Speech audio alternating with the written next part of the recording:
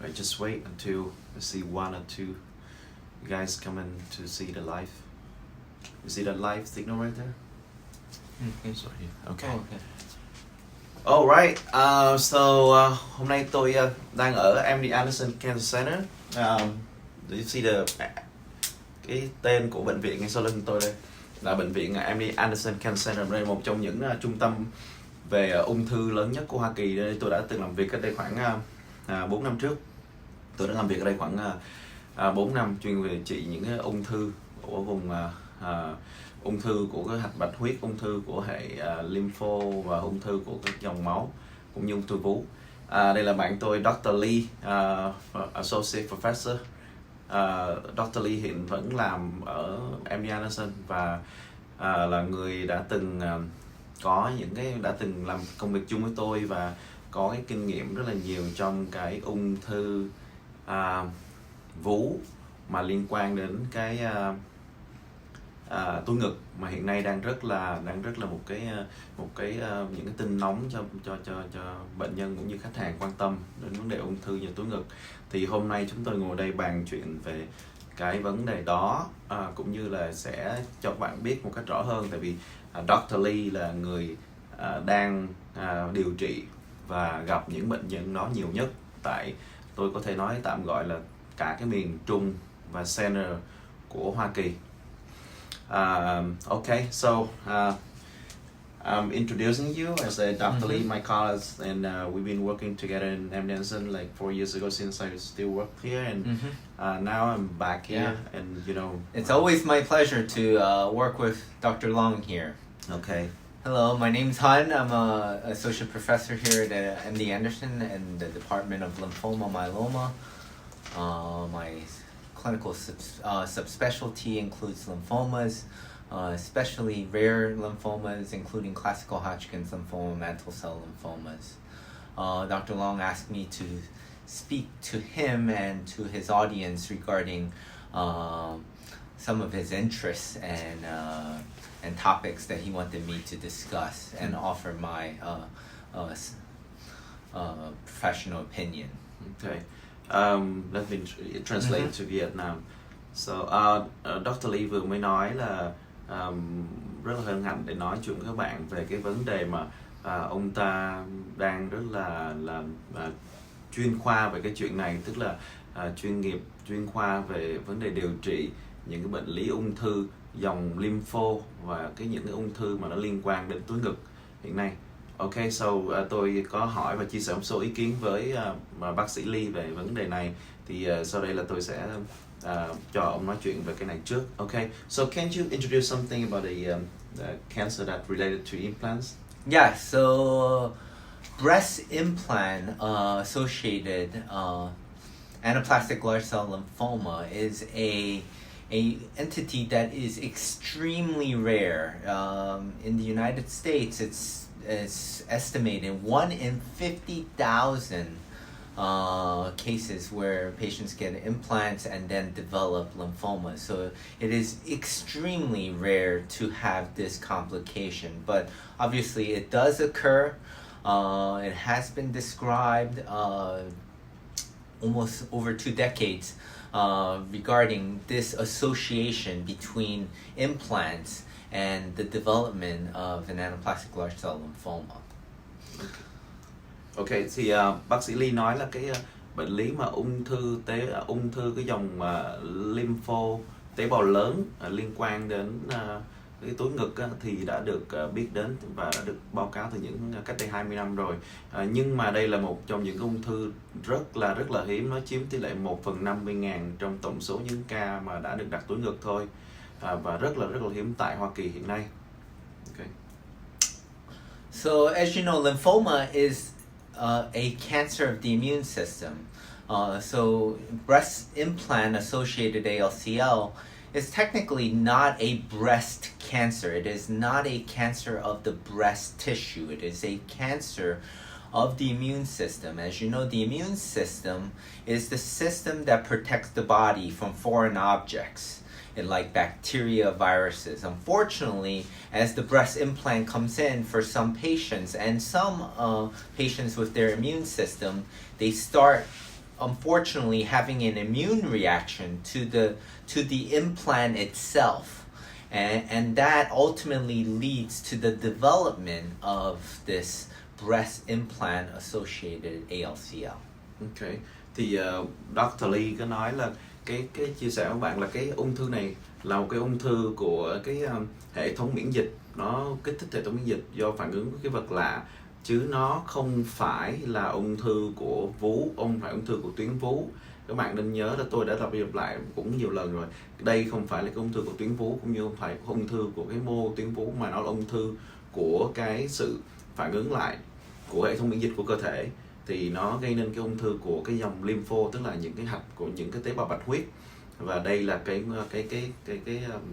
sinh lý bệnh chính, cái nguyên nhân chính và cái bệnh sinh chính của cái bệnh lý ung thư này. Yes, as we discussed before, it's an extremely rare type of lymphoma.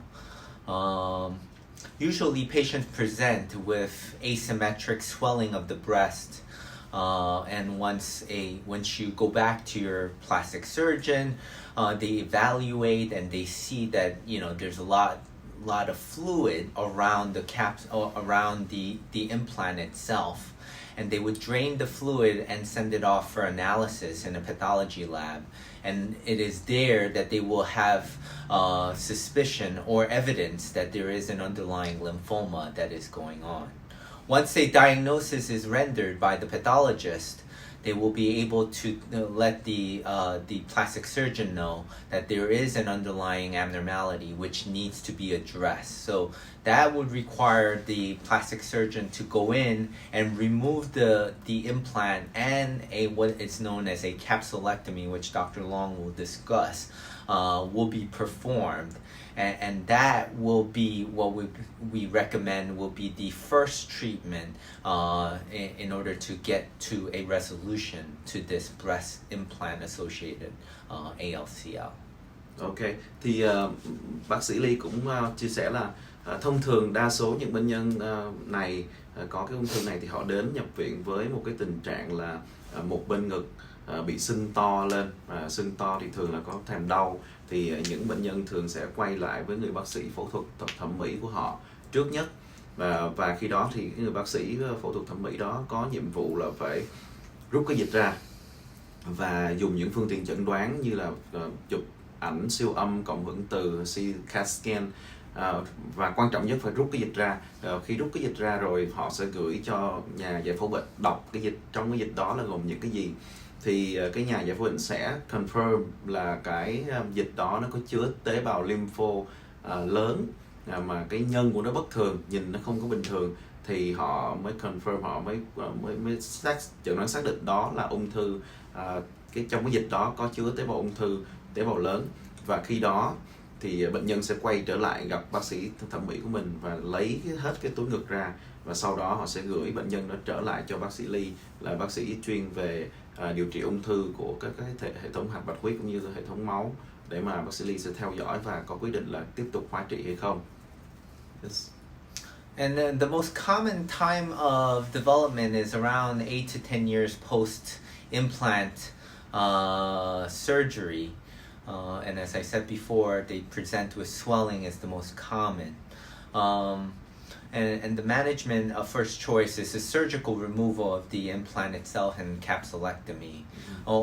I would only get, as a medical oncologist, I would only get involved if there is actual extensive lymphoma, what I call extension of the disease. So for example, if you have lymph node involvement either in the supraclavicular or in the axilla of the site in which the disease developed.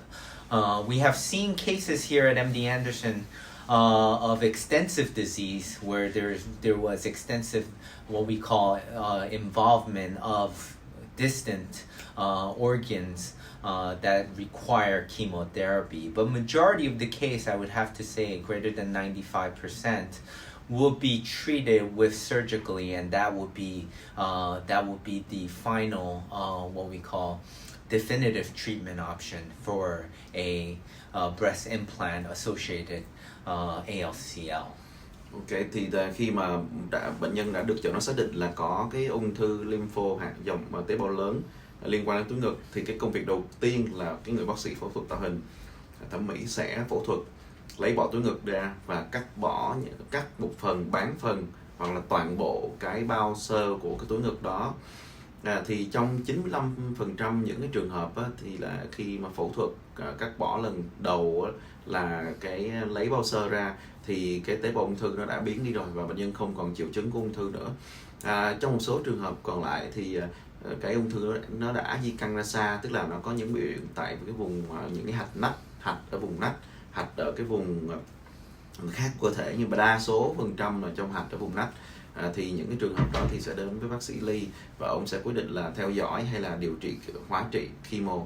Thì cái phương pháp điều trị thì nó vẫn là rất là cổ điển như trước thôi, là điều trị dòng ung thư lympho tế bào lớn, và đó là những trường hợp cũng khá là hiếm phải dùng hóa trị.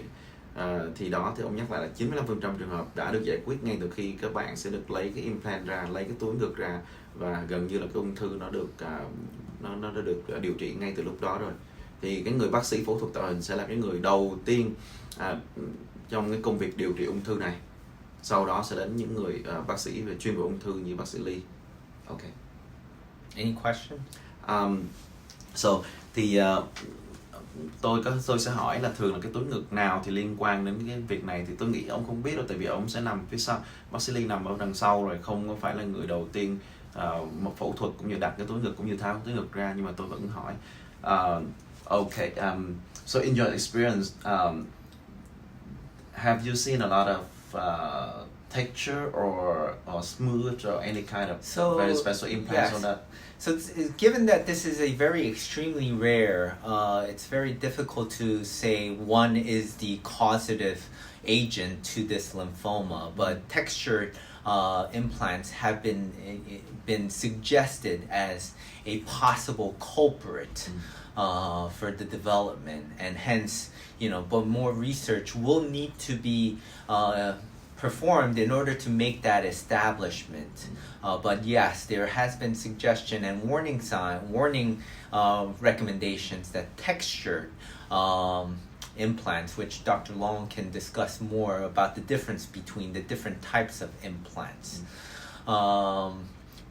As a medical oncologist, we would recommend obviously a continuous observation to make sure that you follow up as recommended by your plastic surgeon.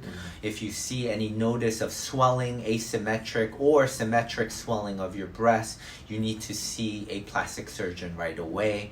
And if you do get a abnormal finding, you should definitely come to a large institution like MD Anderson where they actually see this type of disease, because it will be very difficult for pathologists in a small hospital to get exposure to such a rare disease. And hence, you need to make sure that this is indeed breast implant associated lymphoma, not some other type of lymphoma. As you know, lymphoma is a very heterogeneous disease with more than 70 different WHO classifications. So I don't want to just say anything that grows in the breast is, breast implant associated lymphoma. So you need to make sure that the pathology, which is the analysis of the cells, is performed at a reputable place, that this is done by a physician pathologist who sees many of these cases, which is very rare in small institutions. So you may need to come to a comprehensive cancer center which actually get an experience seeing this. And obviously, as I said before, you will need to work with your plastic surgeon. The definitive treatment is the removal of the implant itself and a capsulectomy, and a very close follow-up with a medical oncologist. Okay. And you are the only department here to taking care for that kind of yes, disease, we right? work with our plastic surgery department who does plastic surgery.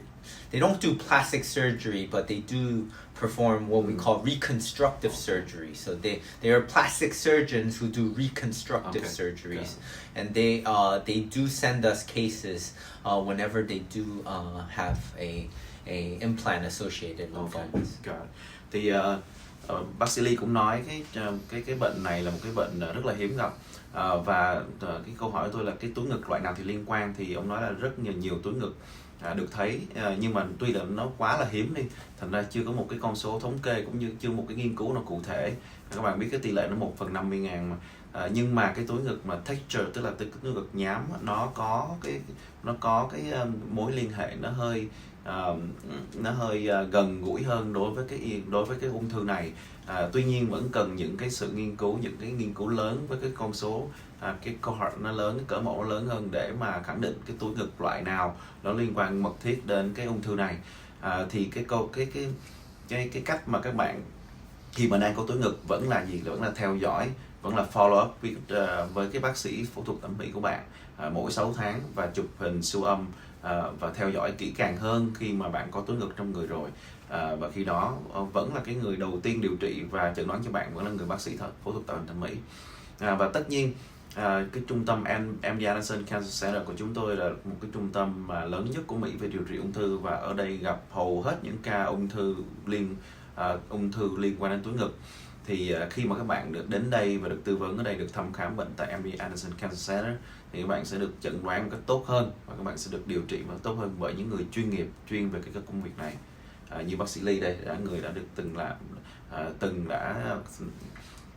làm những cái việc mà liên quan khám chữa bệnh và chẩn đoán cái ung thư này từ những năm cách đây khoảng 5-6 năm rồi.